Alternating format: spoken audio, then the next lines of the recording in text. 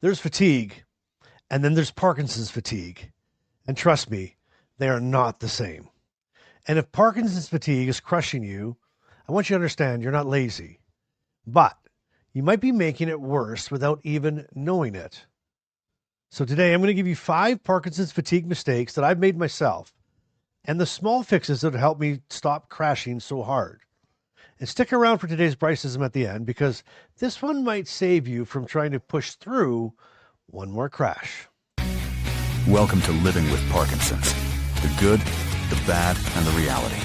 Real talk, real life, real community with Bryce Perry. Let's begin. Hey everyone, welcome back. And if you're new here, I'm Bryce. I was diagnosed with Parkinson's at 40, and I've been living with it now for over 15 years. And around here, we talk about the real stuff. Not just the tremors, not just stiffness, but the symptoms that people can't always see. And fatigue is a big one. And I want to get right into this today. The first mistake, number one, that people make that you might not even realize is trying to fight Parkinson's fatigue with willpower. Now, this one probably is the one I'm most guilty of, because most of us were raised to push through, right? To tough it out, mind over matter, rub some dirt on it. Although I don't recommend rubbing dirt on Parkinson's. That feels medically questionable and probably not great for the laundry. But Parkinson's fatigue is different. This isn't just normal tired. This is your brain and your body working harder than they should just to do basic things. Getting dressed, making food, answering a message, walking across the room. Some days, every little task feels like it needs a committee meeting. The brain has to approve it, the body has to second the motion, the dopamine shows up late with coffee, and by then, you forgot what you were doing. So when we try to force our way through it, we usually pay for it later. And I've done this so many times. My body is flashing low battery, and I'm still thinking, no way, I can do one more thing. I can get one more thing done. And then 2 hours later, Parkinson sends the invoice. And it does not offer monthly payments. It really doesn't. The fix? To stop using willpower as the whole plan. Use your best window for your hardest tasks. For a lot of us, that's somewhere after our medication starts working. Maybe 30 minutes, maybe 45 minutes, maybe even an hour after we take our meds. Everybody's different. But here's the trick. Don't waste your best window, your best on time on random little stuff. Use it for the important things. Use it when you have to make phone calls, or use it when for your appointments, or use it when you really have to use your thinking tasks, really think about things. The things that actually need your brain. That's what you use it for. And that's not quitting. Okay, that's strategy. Pacing says, I can do this, but I need to do it smarter. And with Parkinson's, smarter matters. Okay, mistake number 2 is resting the wrong way. Now, this one annoyed me because apparently even resting has rules now. Great. Parkinson's comes with bonus homework. I used to think it was sitting down. If I sat down, I was resting. If I was laying on the couch, I was resting. If I was scrolling my phone with one eye open and the other eye considering retirement, I was resting. But not all rest is recovery. Sometimes scrolling on your phone is just sitting still while your brain runs laps. You're watching videos, you're answering messages, or watching the news, or reading comments.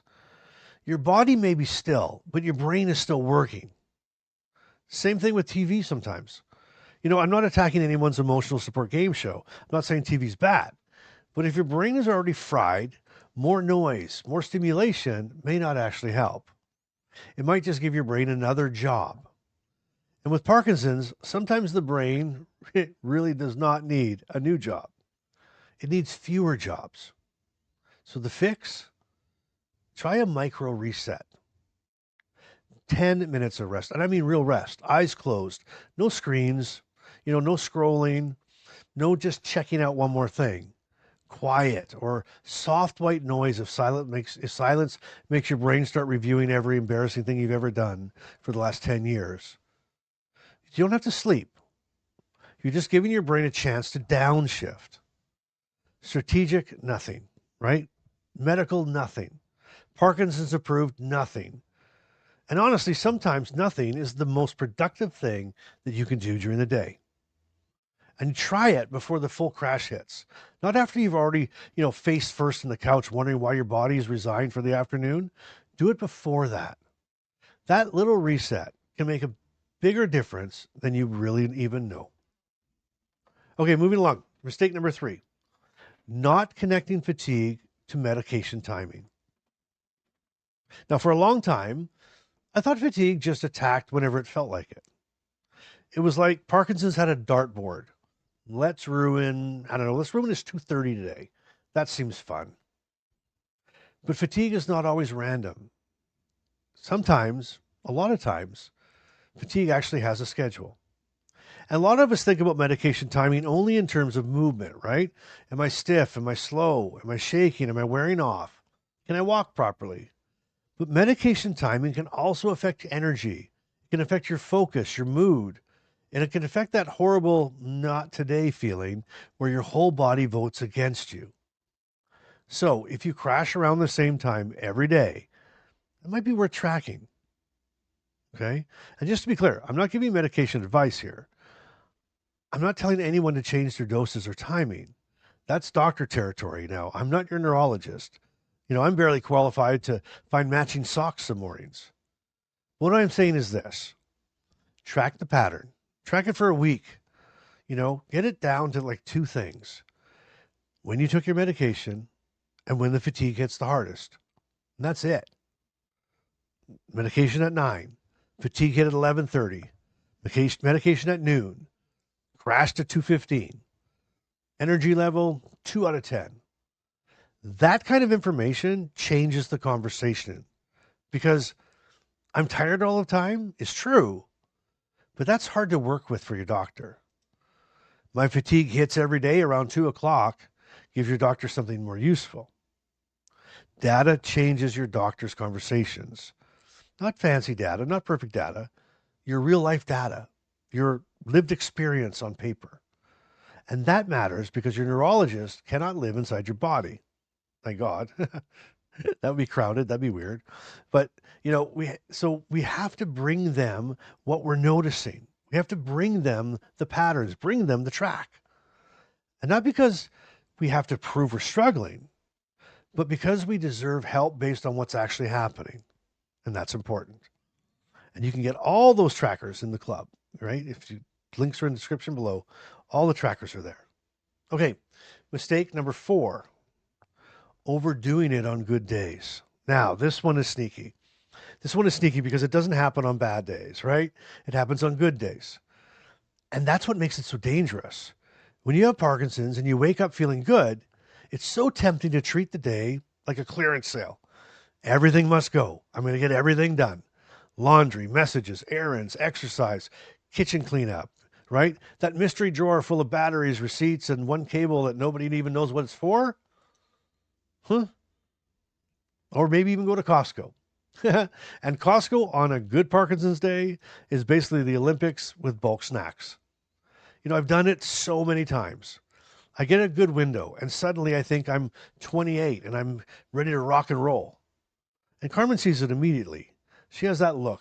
You know that look, the one that says, I see what you're doing and I'll be here later when your body sends you the invoice.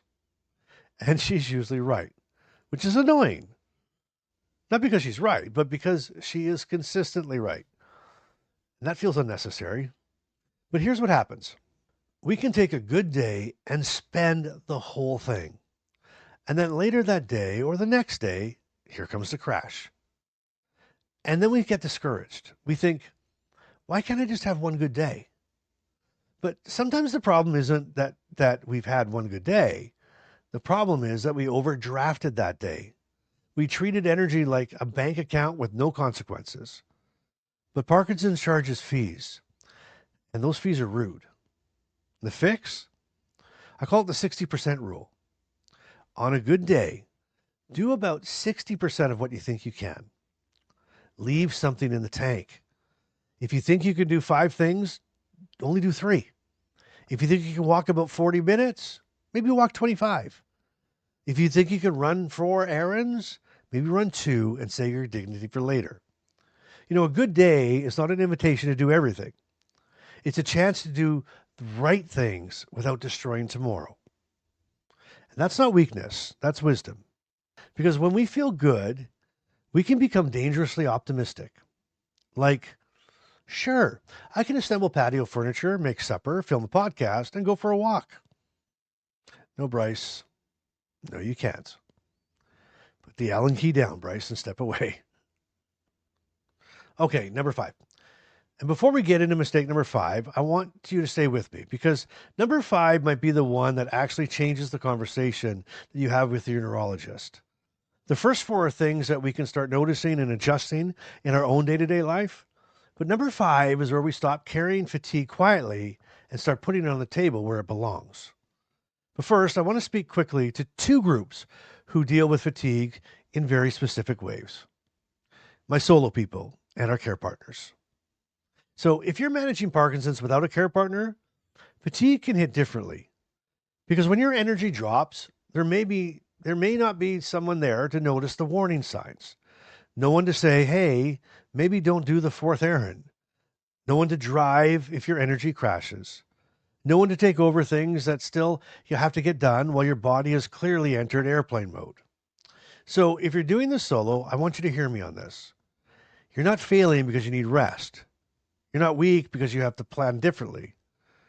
And if you're asking for help, that's not giving up independence. Sometimes it is what protects your independence. Use that 60% rule even more seriously. Build in backup before you need it. That might mean, grocery delivery or booking appointments during your best medication window or having one trusted person you can text when fatigue hits hard. And if you are solo, drop solo in the comments. Not to put you on the spot, but so you can see that you're not the only one carrying this. There's so many just like you. All right, now it's time for Carmen's Care Partner Corner. And here's what my wife Carmen wrote for me to read to you today. Fatigue in Parkinson's is invisible, and that makes it one of the hardest symptoms to support. You can see a tremor, you can see stiffness, you can see when someone is walking slower, but you can't always see when their brain is working twice as hard just to get through the day. One thing I've learned is that asking, are you tired, does not always help because the answer is usually yes, almost always yes. So instead I try to ask, what is your energy level right now? And that gives us something more useful to talk about. If the energy level is low, then we can decide together what matters most, what can wait, and what needs to come off the list. And sometimes the most helpful thing a care partner can do is not to fix it. It's not offering 10 solutions. It's not pushing. Sometimes it's just being there without making the person feel guilty for being exhausted. Well, there you go. Thank you, Carmen. That is Carmen, right? And, that's her in a nutshell. Sometimes the best support is not a speech. Sometimes it is someone sitting beside you and not making you explain why you cannot do the things that you wanted to do. And care partners, thank you. I know this is not easy on you either. You're trying to understand something that even we have a hard time explaining. So ask about energy. Ask what matters most today. Ask what can wait. And when in doubt, just be present. That matters more than you know. Now, before we get to mistake number 5, if this episode's helping you, please tap that like button. It helps this reach another person who is sitting somewhere blaming themselves for being exhausted. And if you haven't subscribed yet, I'd love to have you here with us all the time. No pressure, no guilt trip, no sad violin playing, just real talk about living with Parkinson's and still finding ways to keep doing life today. Okay, here you go. Here is mistake number 5, and this one is big. And that is not telling your neurologist how bad your fatigue really is. Now, this happens all the time. We go to a neurologist, we talk about meds, stiffness, tremors, walking, sleep, and whatever new weird thing Parkinson's added to the menu. And then right at the end, with one hand basically on the door, we say, oh, and I'm fatigued and I'm tired all the time. And the doctor says, yes, fatigue is common with Parkinson's. And that's it. And nothing changes. And not because they don't care, but because fatigue got 30 seconds at the end of an appointment. And fatigue deserves more than that. Fatigue affects your ability to work, to socialize, to exercise, to drive, to think, to follow through, to actually live your actual life. So the fix is simple. Put fatigue at the top of your appointment list. Say this: one of the biggest things affecting my quality of life right now is fatigue. That sentence matters. Quality of life matters. Because we're not just talking about symptoms on a chart. We're talking about your life. Then bring 3 things. How bad is it on a scale of 1 to 10? When it hits the hardest? And what it stops you from doing. So again, not just I'm tired. You say at 2 p.m., I don't feel safe driving. Or I cancel plans because I crash right after lunch. Or I'm too exhausted to exercise. Or I'm sleeping, but I'm not waking up feeling restored. I'm waking up feeling just as tired as when I went to bed. And that's not complaining. That's reporting. And there's a big, big difference. Common does not mean harmless. Common does not mean untreatable. Common does not mean you have to quietly suffer through it while pretending everything is fine.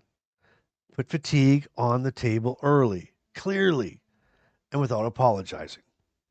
Now, all of that's not magic. It's not a cure. It's not do this and suddenly you'll be tap dancing through Costco. Just small things that might make tomorrow less brutal than today. And that counts. Now, I want to hear from you. Which one hits you the hardest? Number 1, pushing through. Number 2, resting the wrong way. 3, missing the medication timing connection. 4, the good day trap. Or number 5, not telling your doctor how bad it really is. Drop the number in the comments. And if fatigue is one of your biggest Parkinson's symptoms right now, just write me too. You do not have to write a novel, although if you do, I'm going to read it because you know me. I love reading your comments. All right, and as promised, here is today's Bryce-ism. Parkinson's fatigue isn't laziness. It's your body forcing a staff meeting before the next task. And honestly, sometimes that staff meeting is annoying. Nobody wants to stop and discuss whether we have enough energy to unload the dishwasher. But with Parkinson's, those pauses matter. They're not failure. They're your body saying, let's make a better plan before we crash the whole system. So this week, don't push harder. Pause, pay attention, protect your energy, and please stop treating rest like failure. Rest is not failure. Rest is maintenance. And with Parkinson's, maintenance is not optional. It is survival with a better branding. All right, thanks so much for watching. And as always, I want you to know I love you so much. Until next time, keep showing up, keep being real. And I want you to keep doing life and do it today. I'll see you on the next episode.